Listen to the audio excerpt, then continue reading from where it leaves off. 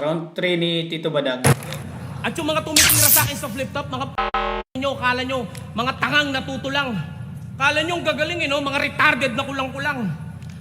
Mga sabog sa kamangmangan, mga matay pulang-pula, sa kaulo lang kako pala, lagi nyo akong pinagtutulungan, dinuduraan.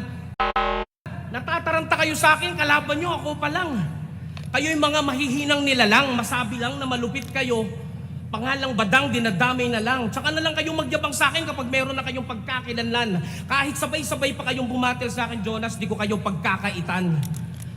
Kahit isa lang ako, lahat kayo magkakampihan. Para lang kayong mga patay sa lamayan, doon ko kayo pagkakampihan. Balik na to gamay. Para lang kayong mga patay sa lamayan, doon ko kayo pagkakapihan. People stamp to sa komento, may sariling estilo na konkreto, maraming talento, pinapakita kumpleto, nakikipagbaragan sa entablado at sa gitna ng labanan, umapalseto. Kaya wag mo akong lalaitin dahil di ka uubra sa akin. Kaya kitang durugin at wasakin gamit lamang ang talento at ang ating sining. Bata ka pa lang, veterano na to. Kung di ko nakalaban si Looney Blackman, idolo nyo ako. Ninyo, isa din ako sa nagtanim dito. Ngayong umaani na kayo, kumukupal pa kayo. Mga sa pagpukol ng isyo ko, dyan ka nanahan. Sa pagsabi mo ng rapist ako, kahit di totoo, dyan ka ginanahan. Daig mo pa, artista kung umarte, para kang si Johnny, manahan. Pero ang katotohanan sa buhay mo, di mo kayang masabi dahil sadya mong kahinaan. Pero ako hindi na panghinaan, boses hininaan. Nakinig sa mga payo, kinabukasan pinaglaanan.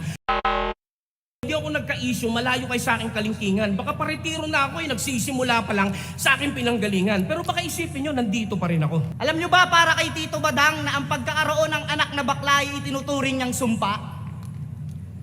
Pues dito sa sasabihin ko, sampal sa'yo to at eto ang tunay.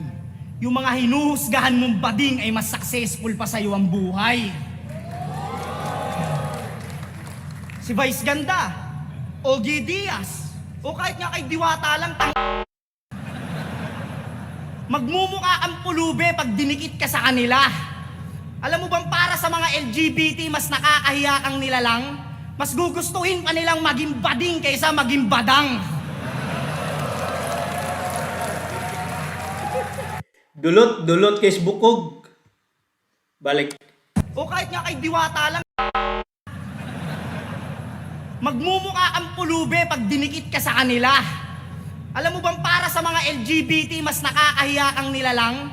Mas gugustuhin pa nilang maging bading kaysa maging badang.